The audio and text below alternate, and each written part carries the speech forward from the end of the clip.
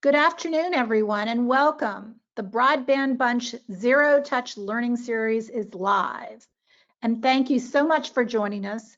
I am Heather Gold, and this session is entitled Public-Private Partnerships, a Checklist for Success. The Broadband Bunch podcast and Zero Touch Learning Series is brought to you, as always, by your Zero Touch automation experts, ETI Software, coupled with Utopia Fiber, DXTEL, Calix, and ITK Solutions. Be sure to follow the Broadband Bunch on Facebook, Twitter, and in LinkedIn.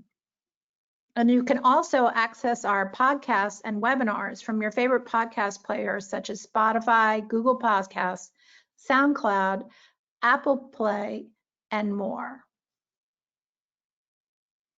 A quick reminder before we introduce our guests today. The session is almost definitely interactive, and we encourage you to submit questions via the chat or the question box down below. Our team will be monitoring those throughout the event. This session is also being recorded and will be available to all attendees for future access. Please feel free to submit potential topics for future Zero Touch Learning Series sessions or suggest prospective panelists. Thanks in advance for your participation. And now I'm excited to introduce our distinguished panelists. Today we are joined by 3 experts in partnerships, all of whom are partnering to solve fiber deployment issues for their communities. Today's session will continue our series on ownership options begun last month and introduce one of the most discussed solutions, public-private partnerships. The public in this instance can be a community, a county, or even a region. As the money begins to flow into the broadband space over the next 2-3 years, coming from ARPA and the BEAD program, not every community will want to take on the task of building and operating their own broadband network. For these, lining up the right partner makes sense. We've assembled an excellent panel of experienced entities committed to partnering with others seeking better broadband. In addition to speeding deployments, co-carrier partnerships or provider to provider provide a way for a stronger voice in both the infrastructure build out and in presenting a viable and winnable funding options. For example, in my home state, Virginia, our state-based telecom funding system requires communities to submit applications that contain private partners at every step of the deployment, middle mile to last mile, and success has been achieved by sometimes bringing in multiple partners to govern a given county. So let me introduce our panelists. First, Jeff Bertoldi currently oversees all facets of sales and fiber operations for SpringNet Broadband, a gigabit fiber provider in Springfield, Missouri. SpringNet is a division of the City Utilities of Springfield, a municipally owned utility. SpringNet offers fiber-based services to commercial and enterprise customers in the Springfield market with symmetrical speeds up to 100 gigabits. Jeff was a leader in advancing a citywide public-private partnership network that will ultimately bring gigabit services to all of Springfield, Missouri's residents and businesses by the end of 2022. David Kramer is the Director of Strategic Business Development at Cincinnati Bell, where he has over 30 years of telecommunications experience. David, almost as much as I have, and you look much younger. David's background includes extensive knowledge in engineering, construction, and project management for both wireline and wireless networks. He brings a unique perspective and understanding on how to capitalize the most from each of the technologies and maximize the benefits for the company. He was instrumental in forging the relationships with 3 Kentucky counties to bring them advanced fiber networks. Last but not least is Monica Webb, the Senior Director for Market Development and Strategic Partnerships at Ting Internet, and she works with local stakeholders in existing Ting cities and towns and also evaluates existing and prospective gigabit network locations and related business projects. Prior to joining Ting, she spearheaded the efforts in Massachusetts to create a 44-town regional municipal fiber to the premises network in towns that had no broadband service. Webb is passionate about expanding fiber infrastructure across the U.S. and is well-versed in the challenges and benefits of making that happen from both the private sector and governmental perspectives. So panelists, why don't each of you take a few minutes and introduce your companies and what your recent partnership projects have entailed? I'll start with Jeff. Okay, thanks, Heather. Appreciate being included in the podcast today. So SpringNet started its origins back in the late 90s, as many municipal utilities did. We were looking to increase the technology for our substations and electric system. And so obviously we were moving from microwave links, from copper links into fiber. And so we began building out that fiber network. As we crossed over the Y2K period and into the 2000s, it became apparent that we needed to really broaden the usage of that fiber, and we started connecting some of the city buildings. Then it grew into county buildings, and then the school district needed broadband, and it just really grew organically. So we've been in business for over 22 years now, and serve a few thousand endpoints, and it really developed the conversation in 2016, shortly after Huntsville had made an announcement that they had ventured into a public and private partnership to bring fiber capability to their community. We visited with them. The model looked appealing, and we started a market research project here in Springfield and looked at all the offerings locally, kind of the history, went through a customer survey, and ultimately decided that we wanted to do that as well. So in 2019, we launched a project to build out around 1,000 route miles of fiber to approximately 115,000 endpoints. And we leased that opportunity to CenturyLink, also now known as Lumen, and they ultimately will serve the customers at that residential space. So we started digging in 2020, and we're scheduled to finish the project later this year. Great. Monica. Sure. So I'm with Ting Internet, as was introduced, and we started Ting in 2014 because we saw a real need across the U.S. for infrastructure that was purpose-built for the internet. We all know what the phone and cable companies were providing, and certainly at that time, we found that across the spectrum, residential customers, businesses, and governments were all very dissatisfied with the level of service, the pricing, and certainly the customer support. Two Cows, which is the Ting parent company, had deep expertise and capacity in managing networks, in providing world-class support for a global customer base, and with billing and provisioning platforms.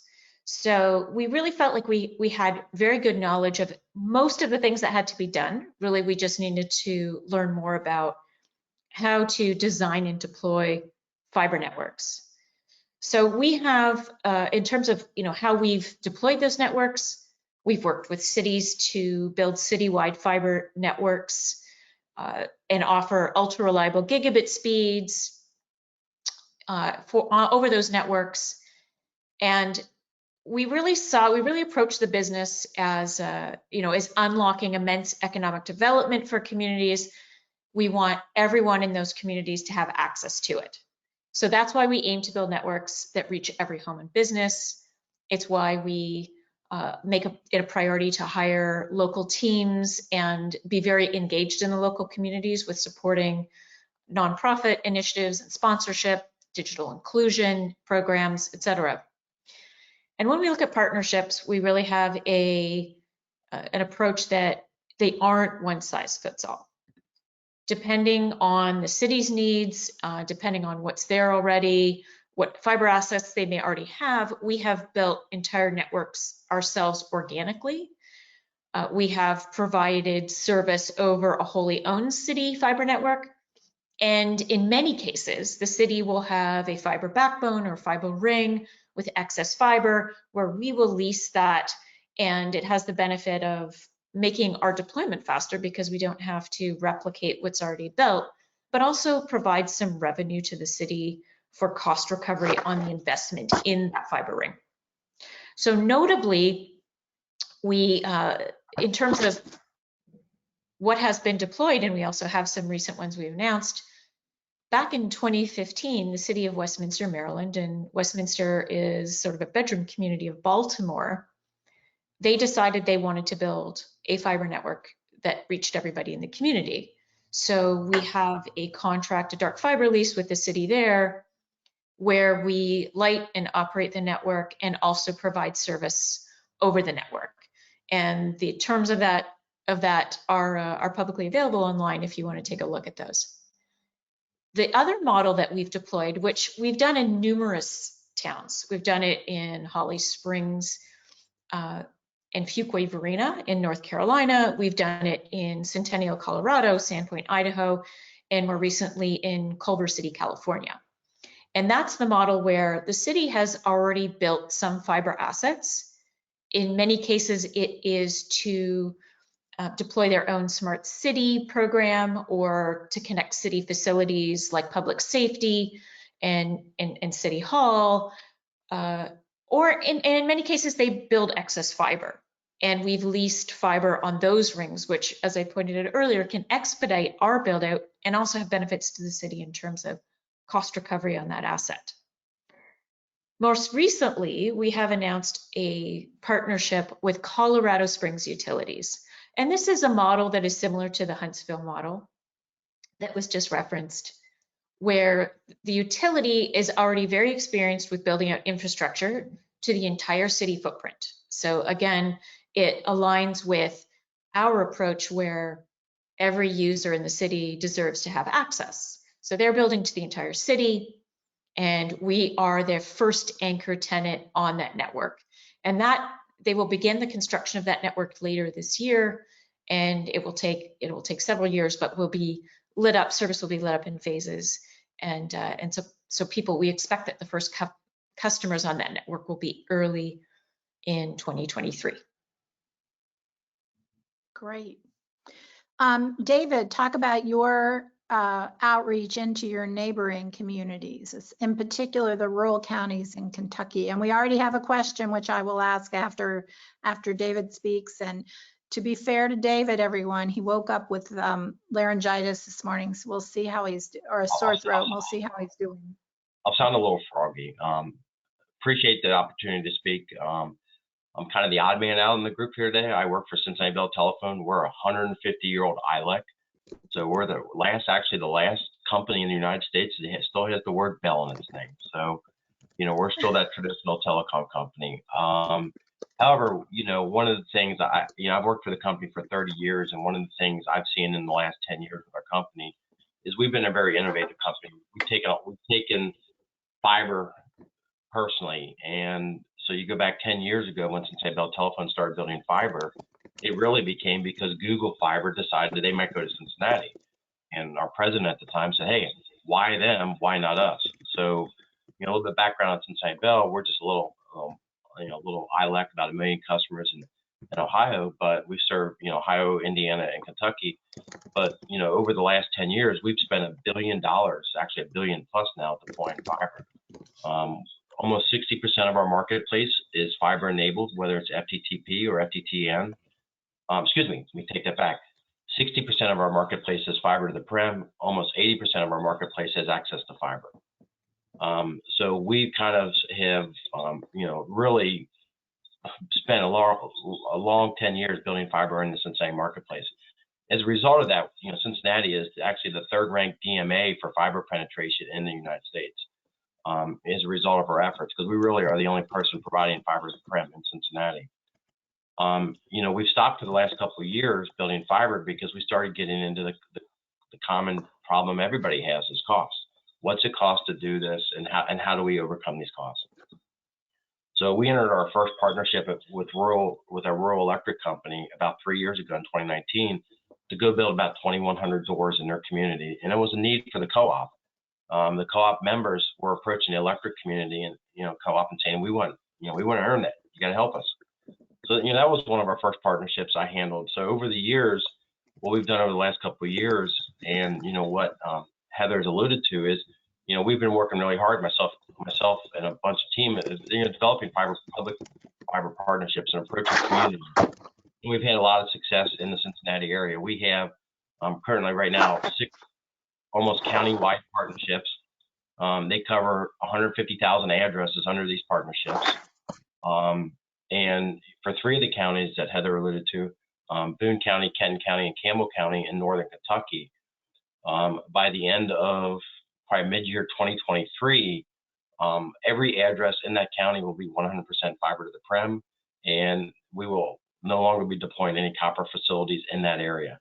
As far as we know, that's the first county in the United States that's 100% fiber to the prem, much less 3 counties that are back to back. And as a result of that success, we have over a dozen conversations going today. We just signed another agreement last week for 40,000 addresses in Greene County, Ohio, to take fiber to unserved and underserved areas in those communities. So, we're working really hard, myself included, to develop public-private partnerships, and we've been pretty successful the last 12 months.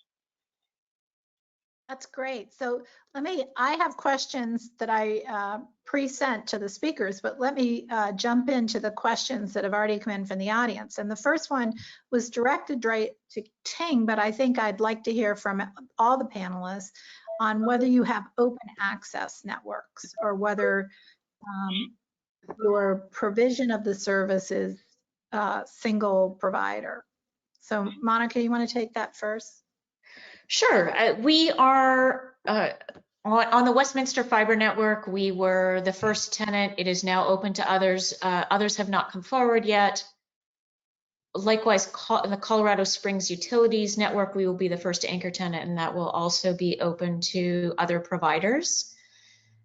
We are on 2 networks that are private-private partnerships where there is an infrastructure owner, those being Netley and Sci-Fi, where certainly the one network we're on in Fullerton was there were 2 providers. So I don't want full open access, but there are 2 providers from the get-go. And with the Netley networks, there's a short sort of head start period for us as the anchor tenant on that, after which it will be open to other providers as well.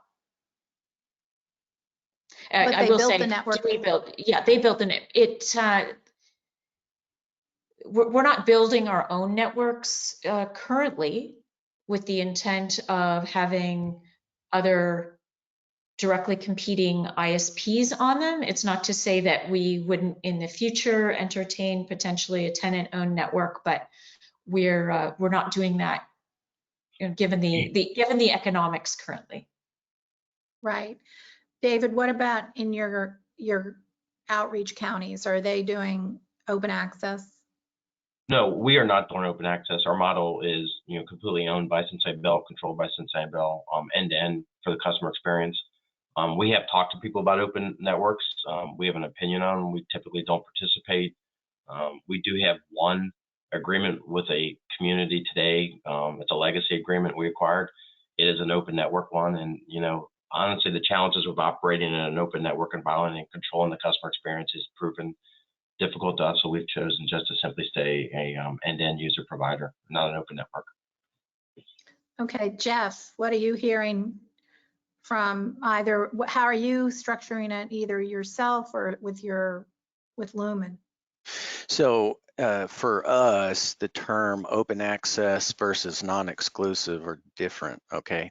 An open access network would be one in which the infrastructure owner lights the network themselves and then has multiple head-ins, and then they route traffic as the consumer would choose.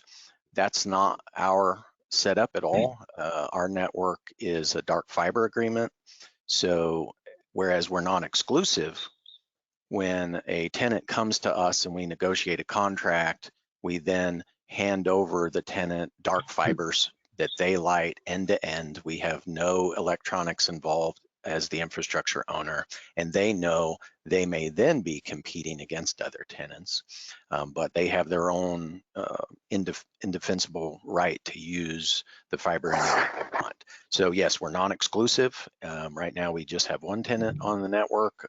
Citywide, we do have other tenants that have taken pockets of the community, but we are not open access either. Okay. And if I can just dovetail on what David said about controlling the customer experience, that is a very real consideration for open access networks. And I would say for any network where we're the tenant, but we're not building it in, and we've actually seen that as a challenge where an independent infrastructure owner builds out a network and may not pay attention to how the community experience goes, and then we're behind them trying to ask these same people for to subscribe to us. So I would say that controlling the customer experience, through the build, through the operation of the network is really important. And also the reality is the economics of open access can be challenging for ISPs. And so I think that's one of the reasons that we don't see a lot of that. Okay. So fiber to the home, I think we all agree is the ideal. But have any of you considered fixed wireless options with fiber backhaul to lower the initial deployment cost and reach more users? Oh, I see David smiling, so I'm gonna let you go first. Yeah, I spent 15 years running a commercial wireless network for Cincinnati Bell Telephone. And I'm also the guy that convinced my company to buy CBRS spectrum. So we considered it, greatly. We bought PAL licenses in our area. We were going to use it for last mile fixed wireless. And as we started going down the path and looking at the two solutions, we've decided to primarily while we still don't know spectrum, we're going to do fiber to the prem primarily. And we're not going to enter that space in our standard ILEC territory, but, we'll consider it in adjoining territories as we expand. But for us, the long-term economics of supporting two networks, and quite honestly, the differentiation in technology and how much speed you can offer on fixed wireless, we decided to stay a fiber to the prem company solely. Jeff, you're shaking your head as well. Was that a concern in Springfield? David touched on the key points. Our decision to go fiber to the prem was to fix two big problems, which was number one, reliability, and number two, more of a reliable bandwidth expectation. And so with the fixed wireless stuff, more users, lower bandwidth, storms, tree foliage, all that sort of stuff, we didn't really see that as a big improvement. Although I will say CBRS and the cellular networks have their place. But when you really talk about being inside the premise, be it a commercial building or a home, wireline is, in my opinion, always going to be the solution. And our opinion is also fiber as opposed to copper or any hybrid of that. But it has its Monica, place. Monica, have you all looked at that kind of solution at all? So I have two bits of experience here. First, when I was in Western Massachusetts, people that didn't live in Western Massachusetts were often trying to tell us that wireless was the be-all end-all solution, and a lot of money and effort was wasted trying to make that work in an area that was very, a lot of closely knit hills and valleys, a lot of foliage, both of which are quite hostile to fixed wireless solutions. So I have a lot of experience in that being, I would say, overhyped and not delivering to expectations. Now, what I do know, and we have, a few months ago, we announced the acquisition of Tucson-based Simply Bits, which is a wireless, a large wireless provider in the Arizona area, is with the right geography and where customers are, I would say, widely distributed enough where it makes building fiber cost prohibitive. It's a great solution. It's a great certainly interim solution until there is more money there to subsidize the more expensive build of the final solution, which I think is fiber. And I'll also say that, and of course, Arizona, as we know, it's great. Not a lot of foliage unless you count cacti, and it's more flat than what we're talking about in certain other types of areas.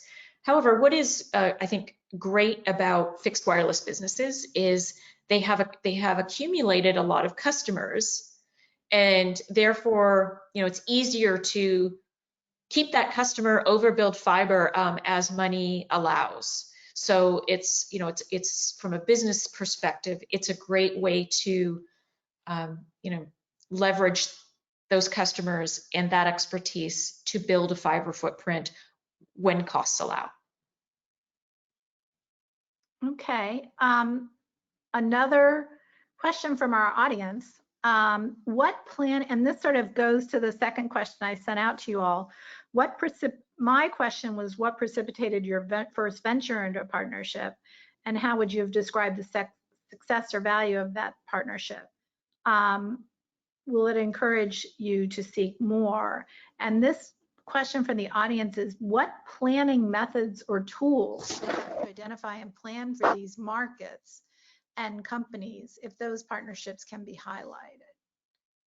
So I think both questions go to the same thing. What initiated the decision to do a partnership, and for that, what were some of the quantitative and qualitative aspects of that?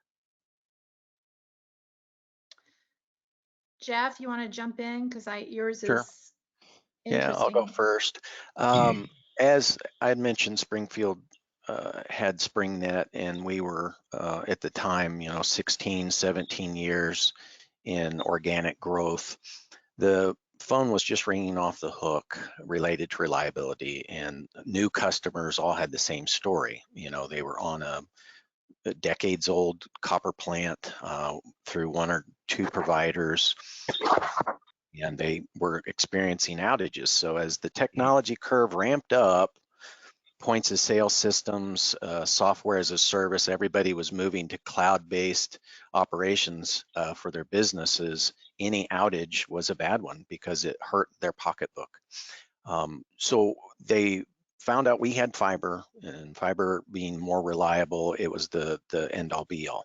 So with that kind of history and really seeing that there was an opportunity for publicly owned fiber network to partner up with a true provider, because that's the key here.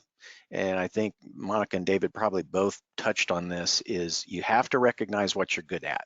As a utility, we were not the people to work with the consumers when they could not get their TVs connected or their voice over IP system wasn't acting right. We're infrastructure builders, and we recognized that that was our niche. All right, let's use our poles, let's use our easements and right-of-ways to speed deployment. And that was the key thing. And so then we had to find a partner that thought the same way. And so we went out and talked to handfuls of ILECs and partners and said, hey, here's our scenario. I think Monica mentioned it earlier. We knew there was not a one size fit all. So we had to appeal to our potential partners with our credibility, our situation, and find that fit, and we did, and it's working out really great for our first tenant. And like I said, there's plenty of opportunity in Springfield for others. So I think that was the key thing, is recognizing your strengths and weaknesses, finding someone that offset those such that you both come to a point where your solution for your consumers is the right one, and then get things off the ground. And Jeff, can I just ask you, was CenturyLink your incumbent at the time? No, they are a new entrant to the market. Your whatever their name is now, it's Lumen. morphed. No. Who was the incumbent there? Oh, AT&T, and they're still very strong. Yeah. I was going to say AT&T Southwestern is will our help, but then incumbent. everyone will Yeah, AT&T was the incumbent, and Mediacom is the local cable provider, HFC. Okay, so CenturyLink sort of leapfrogged and came in. Yes, they're in our region south of here, but they absolute new market. Yeah. Okay. And David, what is it about the Kentucky counties which led you to partner with them? Well, I mean, honestly, our first partnership came out of a sales opportunity with like I said, rural electric company. They approached us about doing a smart grid opportunity for their electric facilities. During that conversation, they had got a lot of complaints about internet speeds. I mean, a portion of the area was totally unserved, but then the incumbents, the Spectrums, and I believe it was CenturyLink, just were not investing in an area. So as we did a fiber build out to help them in their smart grid technology for electric, we expanded that scope of that project to actually serve residential areas, their members. So that was our very first, partnership, and it was so successful. We started developing models and approaching people. So, I like to say most of my success was actually pre-COVID, pre-ARPA, pre-CARES.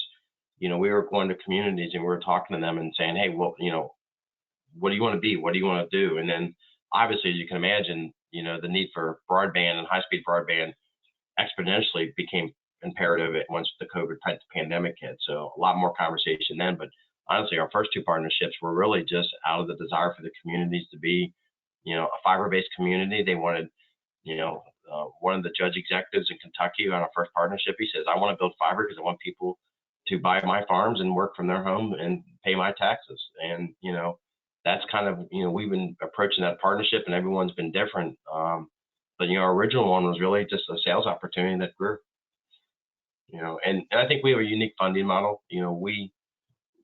We're not necessarily with our hands out. We're in our ILEC communities, and we've got a funding model that we typically spend $3 to $4 for every dollar we get publicly, and that is received very well, especially by the residents and as you can imagine, the administrations in those counties and cities, and we just had a lot of success in talking to them, and we're continuing to talk today. It's been good. But those counties had money to bring to you to help defer the more expense of building in a rural area, correct? Yes, it's a simple model. I mean, we call it gap funding. It's not rocket science, but my company is willing to contribute so many dollars per address location, and we go into the communities and we've defined what it would take to build out the communities, and we simply ask for the difference. And we've got some guarantees, and there's some other positive things with the agreements.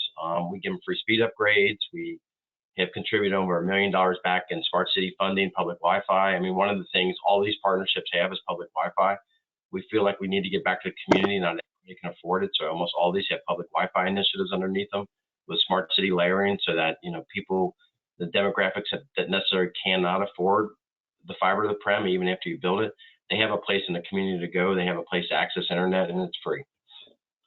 So, we got a lot of things that we talk to. They're all different, but, we've had a lot of success, especially, and we're a 150-year-old company. We're embedded in the community. So it's a really good, easy, good conversation for us at times, about us, working with the community to contribute to that community to make it a better community with fiber.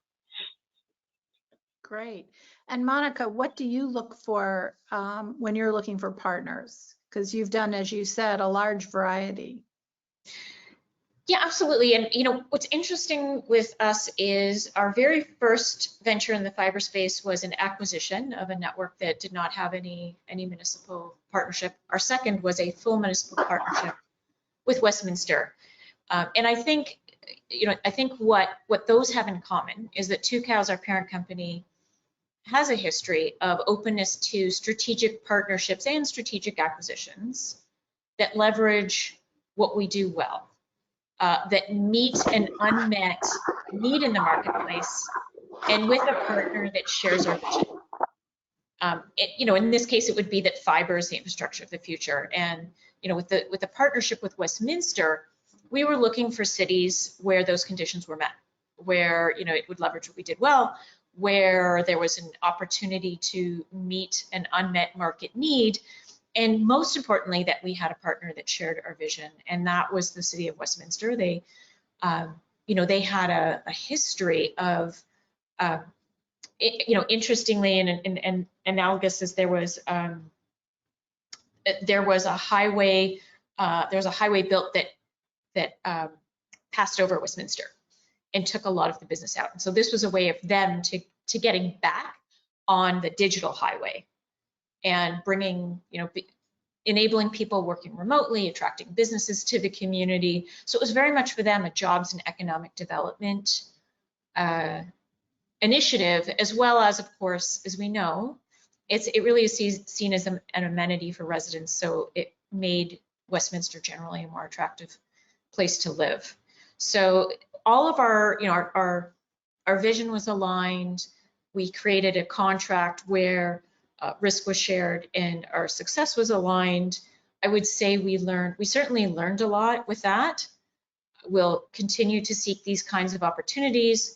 Most of our learning was probably around, streamlining our operations, making sure the contract terms and obligations worked appropriately for both parties, as I alluded to earlier, sharing risk appropriately, aligning success appropriately. And that's where I think in our future contracts, we've done things slightly differently from that perspective. But we certainly continue to be open to those kinds of partnerships.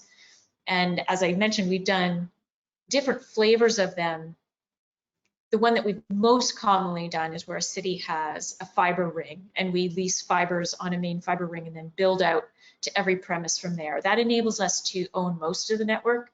And so back to the open access point, own most of the network, control, a superior customer experience, because it's completely up to us how we build it, how we operate it, and how we provide service over top of it.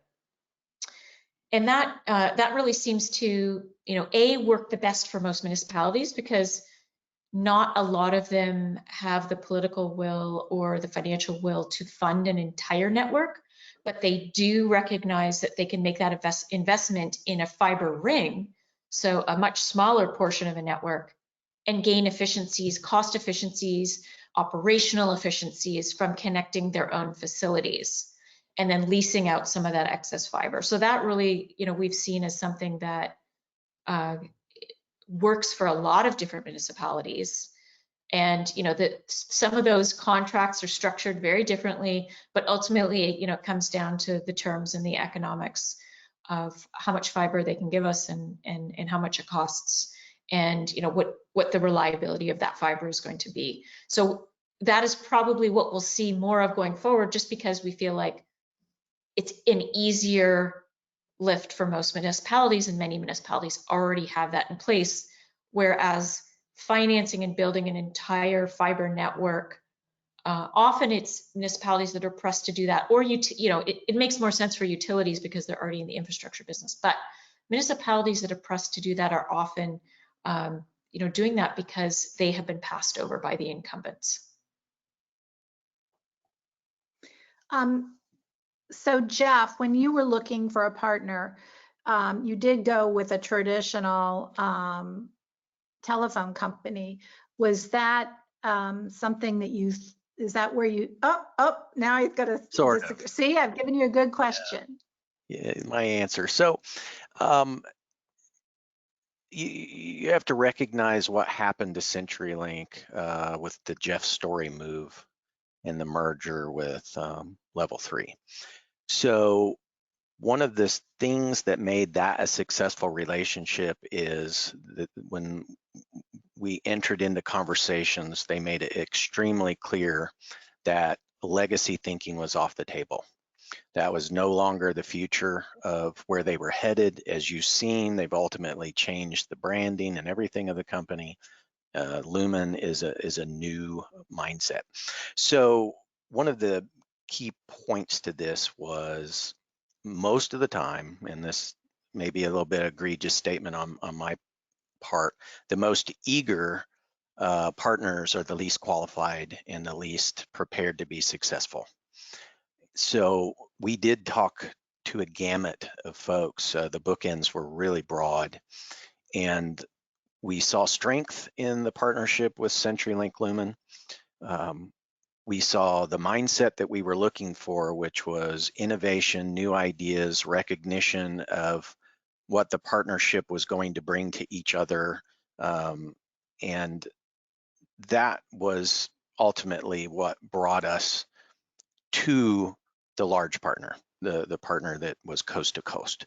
But that's not what we were looking for, and that's not the reason that they were chosen. It was certainly a factor because they had the financial strength to sign the contract. I think that's very, very key, is back to, you know, what's been mentioned on the phone, is that risk profile. We've got a risk, the tenant has a risk, do they match up? If it's one-sided, it's going to be bad. And so we were looking for that balance. So that's my best answer to that, is yeah, it would appear at first that we went straight to the big box, but honestly, it was the mindset and the pivot that brought us to a good agreement. Did you build up the entire network, or is Lumen building the drops?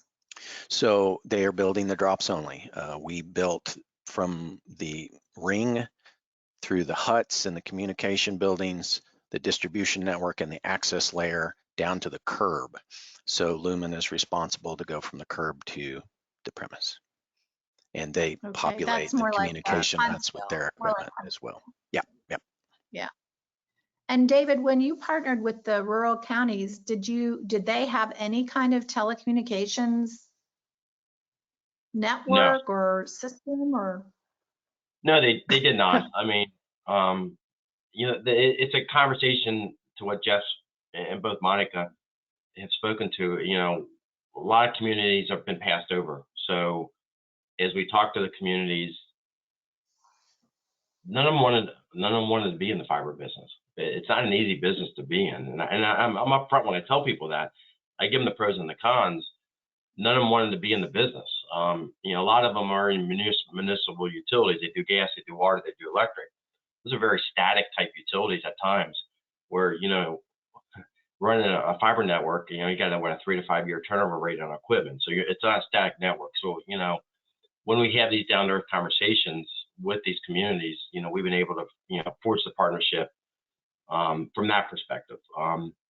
With our first partnership, you know, I'll say this: hardest thing to get to sometimes is that the structure. So they own poles. They were a rural electric company, and they owned poles. So the value in the relationship there was they gave us poles. I just signed one last year with the city of Greendale, Indiana. They own their own electric, they own poles. So a lot of times where these partnerships work financially is, you know, we get rid of all the make-ready costs, we get rid of all the structure costs to actually go out and build a network, and it helps. But, you know, honestly, we've had 2 or 3 communities around us from a municipal perspective build their own fiber networks, and conversations with one of them 3 years after the fact to actually try to buy it, you know, because it is such a hard business to be in, especially today. But yeah, none of our partnerships had any sort of fiber background whatsoever, and nor did they want to become a carrier or anything like that. So ultimately, who's the agreement with? Is it with the actual county government? Mm-hmm. All of our agreements thus far, 4 of the agreements were with counties, the county government, the county administrator. One was with the rural electric co-op, and the other one was with the city. So that agreement was with the city itself. Most of my conversations today, I like to try to start at the county level to have agreements. Reason being is one of our successes is we're willing to go in and build a whole community, the good and the bad. I call it the blender theory. If you just want me to go into your community and build the bad stuff, I'm going to show you the numbers, and you're going to ask me to build the hardest stuff. But I can go into a community, I can build everywhere and put it in a blender and make it all look the same. And that's one of the things that really got us going in the beginning, because those numbers come down substantially because your number of potential subscribers go up exponentially.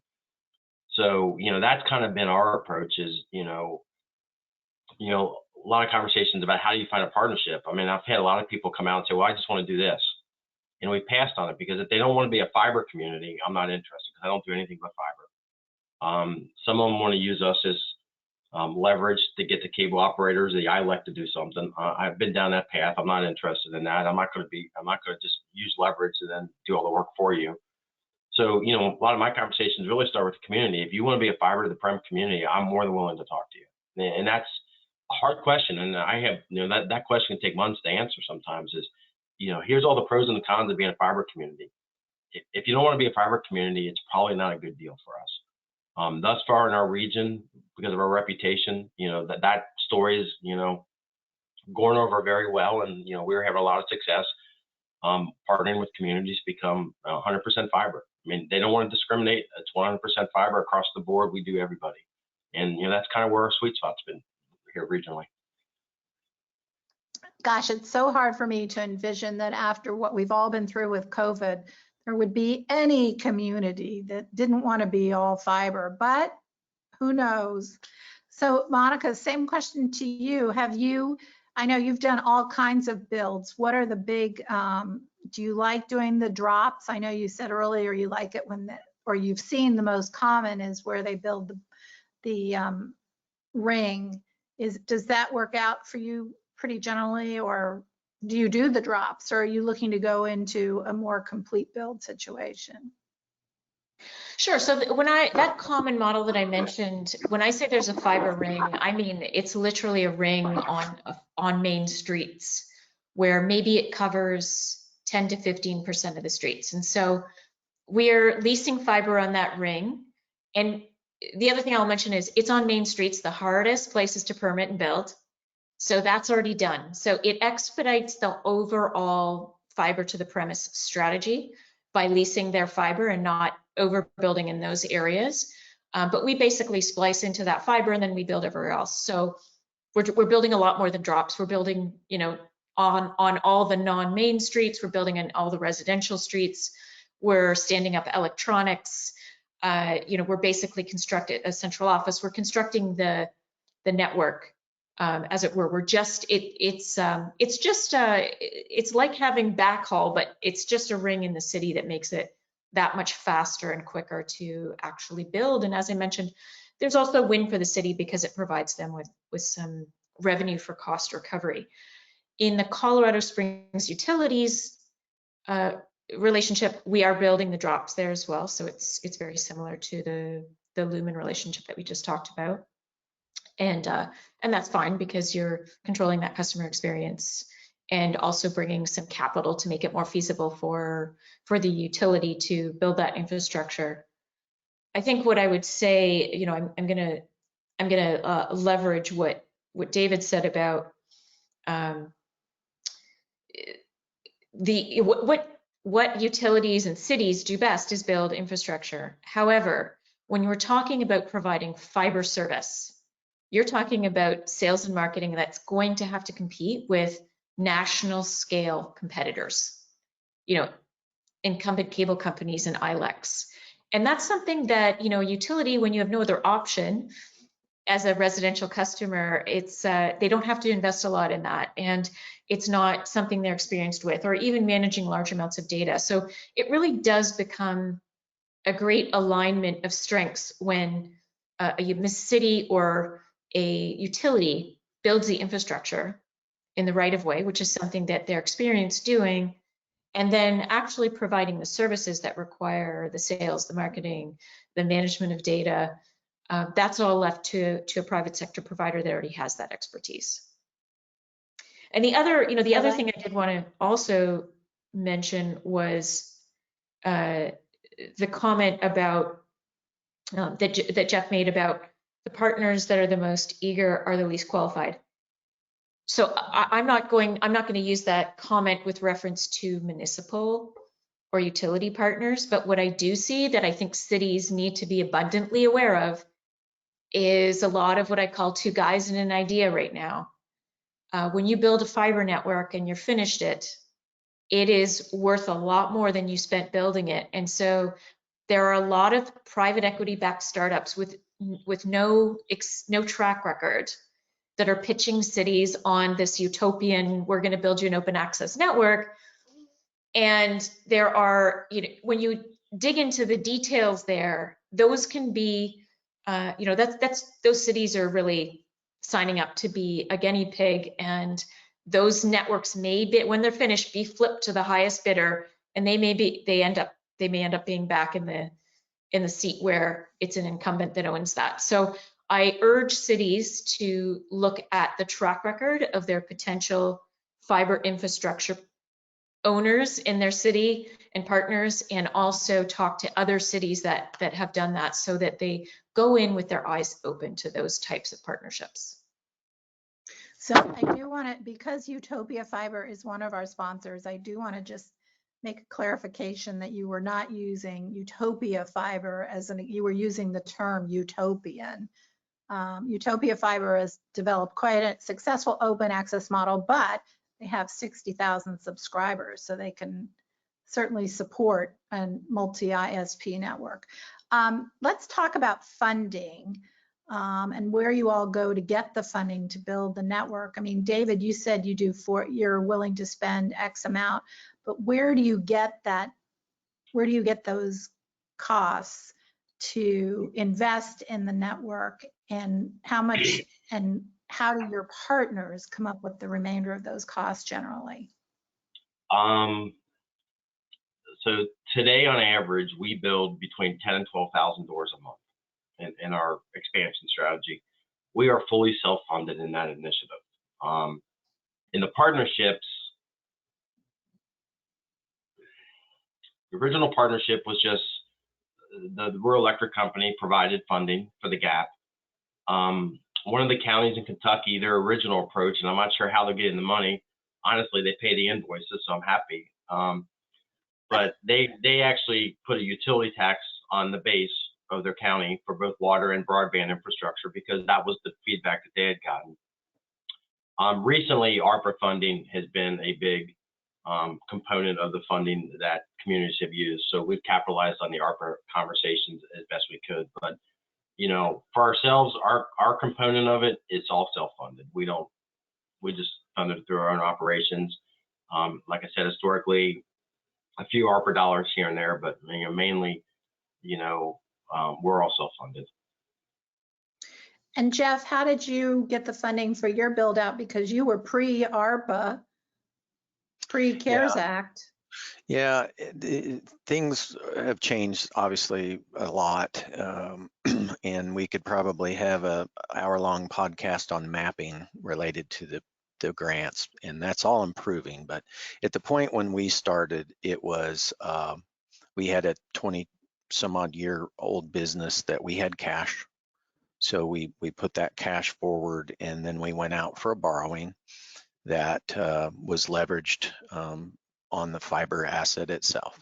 So we had a mix at our utility on borrowed money and cash that was subsidized, if you want to use that word, by a very, very solid contract with a well-known partner, being Lumen. So yeah, I wish things were different and we had ARPA money and maps that really went down to the neighborhood level.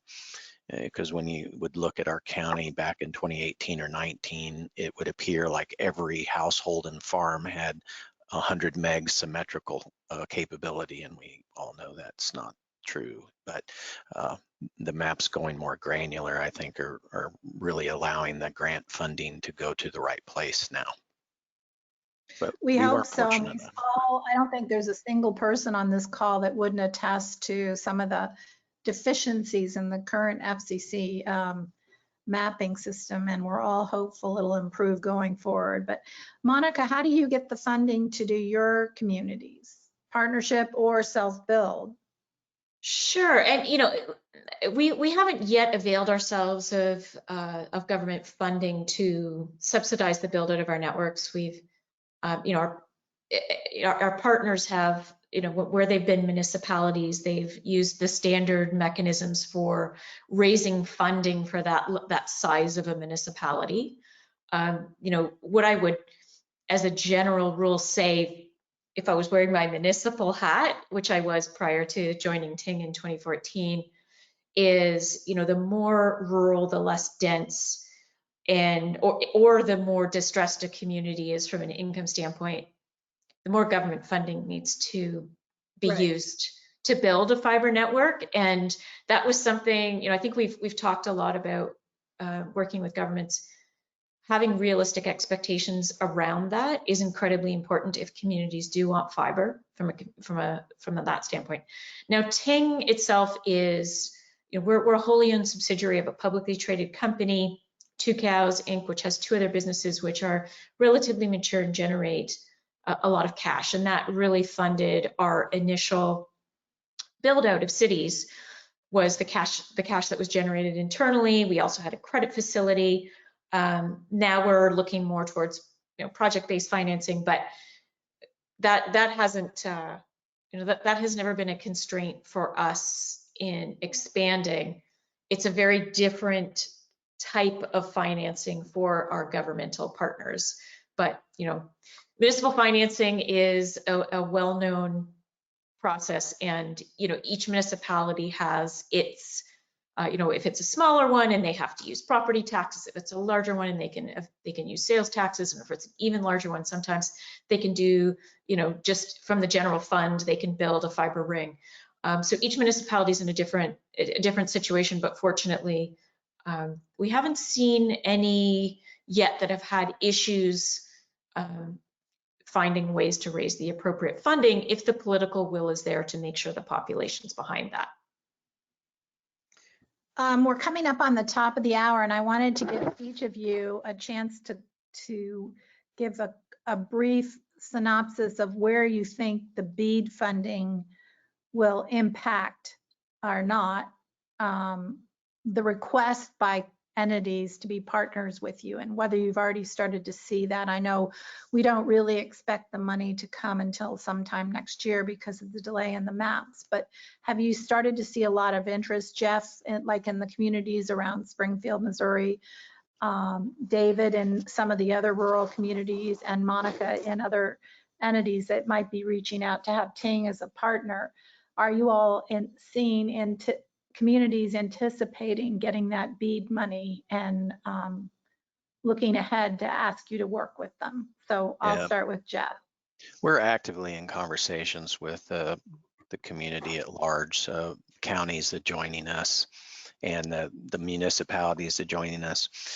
Everyone's interested, everyone wants to do it. I think the challenges aren't the monies anymore, right? There's more money than there is material and workers. So I think the appetite for broadband deployment is higher than it's ever been, and it's going to continue to escalate. However, the availability of construction is on a downturn. Many of the parts and pieces and widgets required to do these things right now are a minimum of a 24 to 36 month lead time. You can't find a vault to save your life. You really can't. So those are the challenges I see. The momentum has swung that way significantly. Now we really need all the supply chain partners to organize themselves enough to be able to deliver the construction demand. But that's, one view. And David, you're shaking your head you have the same experience. No, I mean, I agree with Jeff. I mean, we're being very proactive to identify opportunities in the region. I don't want to wait till the rules are written. I want to identify the opportunities and have my models and pricing ready. So I think we're being very proactive. But one of my comments all the time is, we talk about this weekly, is that's great. All this money's coming down the pipe, but there's not enough people, not enough people and resources and equipment and materials to actually fulfill what the government's spending. So, while we're being proactive, I'm really hoping that, they start taking some realistic views at where things stand. Mapping is one of them. It's atrocious. If we're in the industry, we all know it's atrocious, but, do your best with it. But I think if they fix mapping, they've got to also then look at timeframes and some of the rules and requirements that are coming out. And, we talked about it earlier, and I'll just, Monica mentioned it, is, we call it locally in Cincinnati, we say 2 men and a mule. I mean, they're stringing fiber down the road. You got to really watch for that. And I think that's my big fear going forward when all this money comes out is, how much of that money is going to go to companies that aren't going to fulfill this. They're going to build the fiber and they're going to walk away midstream. They're going to not fulfill it and stuff like that. So we're trying to be really proactive in our area with communities so that stuff doesn't happen, honestly. Monica, would you agree, or are you starting to see interest from other communities? You know, I think it might be slightly different in the types of communities that we're typically working in and targeting. Many of them are, you know, they're in centralized geographic footprints of a sufficient size and density, because we've always evaluated these opportunities, and we've always, you know, we have long range decision making that's in place that has identified communities based on, you know, no government funding. So while we are, like everybody else, you know, actively looking at the rules, and I 100% agree with everything David and Jeff just said about, you know, supply chain issues being human resource constrained, for, you know, people to be able to do this, and also, you know, like moth to a flame, a lot of these you know, unqualified folks that are you know, rushing to try and take advantage.